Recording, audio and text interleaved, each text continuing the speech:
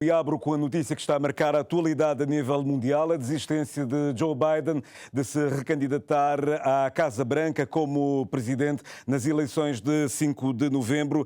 Joe Biden fez o anúncio na rede social X e disse que nos próximos dias, nas próximas horas, vai explicar aos americanos o que terá estado por trás da sua desistência. Hoje, numa carta que foi publicada e que está a ser amplamente divulgada, Biden põe de parte a candidatura à Casa Branca e endossa esta candidatura a Kamala Harris, mas nada está definido.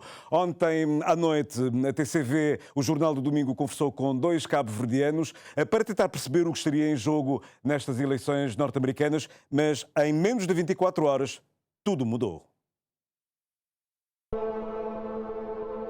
Há uma semana, um atentado contra Donald Trump chamava a atenção do mundo. Trump escapou da morte das balas disparadas da espingarda do jovem Thomas Matthews Crooks e, com o punho erguido, um fotógrafo captou uma imagem icónica que vai marcar a política americana por muitos anos. As próximas presidenciais americanas podem ser lidas como as de um candidato que escapou de um atentado contra outro que está velho e com Covid e sob uma pressão tremenda do seu partido para que se afastasse da corrida presidencial e cumprisse o que disse há 4 anos atrás, que iria somente fazer um mandato. Se do lado republicano, ao longo da semana foi crescendo a confiança à volta da candidatura de Donald Trump, do lado democrata aumentaram as dúvidas em relação a Joe Biden.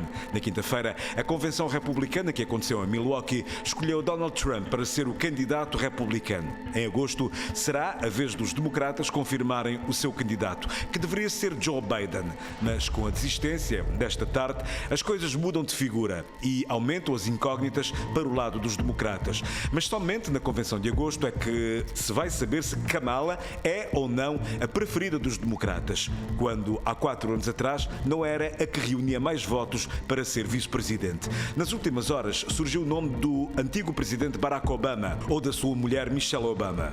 Há também o nome de Nancy Pelosi e o de Robert Kennedy Jr., que vale 20% dos delegados democratas. A América é neste momento um país com os nervos à flor da pele. A campanha ainda não começou, mas a política está tensa e com os democratas a estenderem uma passadeira vermelha até à Casa Branca a Donald Trump, depois da carta que Joe Biden escreveu esta tarde aos americanos, dizendo que vai desistir. O americano tem uma maneira de pensar muito peculiar. Vamos ver. Todas as vezes que há uma situação assim grande, difícil de lidar, eles começam logo a começar a ter outra atitude em relação à pessoa. Se tu tivesse a oportunidade de acompanhar a convenção dos republicanos, podias ter visto que aquilo foi extraordinariamente bem organizado e que havia um grande apoio, muita força, muito apoio para Donald Trump. E muitas das pessoas que provavelmente não simpatizam com Donald Trump estão a mudar de opinião. Até porque da primeira vez ele não sabia nada como ele ia governar, não é? E portanto era mais difícil fazer uma campanha negativa, era mais fácil fazer uma campanha negativa contra ele, porque ele nunca tinha sido presidente. Agora, por exemplo, dizer que ele vai ser ditador já não pega, porque ele esteve no poder 4 anos e não foi ditador, não é? Portanto, que ele é um Hitler, nem pensar nisso. Claro, ele tem uma personalidade que normalmente não é o tipo de pessoa que é candidata à presidência nos Estados Unidos. É verdade. Mas também é verdade que durante os 4 anos que ele esteve no poder, a economia esteve muito bem e que foi debaixo do governo dele que tivemos o maior número de latinos a trabalhar, o maior número de pretos a trabalhar, o maior número de mulheres a trabalhar e com a menor percentagem de desemprego. E a comunidade, falando da comunidade lusófona, neste caso, da comunidade cabo-verdiana, muitas pessoas que nas últimas eleições votaram para os democratas, como sabemos, nos estados onde se concentra o maior número dos cabo-verdianos são os estados de Massachusetts e Rhode Island, E há outros estados mais, claro, Connecticut, e temos também Nova York e Flórida.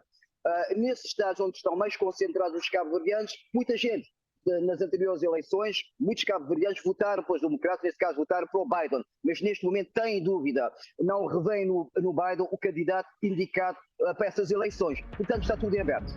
Com a carta assinada por Joe Biden, que vai sair da corrida, nada ainda está totalmente definido, até porque a decisão poderá ter apanhado muita gente de surpresa. Porque ainda ontem, Biden dizia que na segunda-feira iria retomar a sua campanha. Os democratas estão em maus lençóis e os republicanos mais descansados. A inflação é um grande problema. O tal sonho americano está a desaparecer. O custo das casas subiu tremendamente. A gasolina, que era $1,87 por galão em janeiro de 2020, quando Trump saiu, hoje está a média de $3,30 o galão. E os tais $15 a hora que os democratas andavam a lutar para ser o salário mínimo, hoje não dá para viver. Portanto, já não é 15, tem que ser 25 ou 30, para que uma pessoa possa viver com o salário mínimo. O Trump aposta muito numa relação internacional de paz.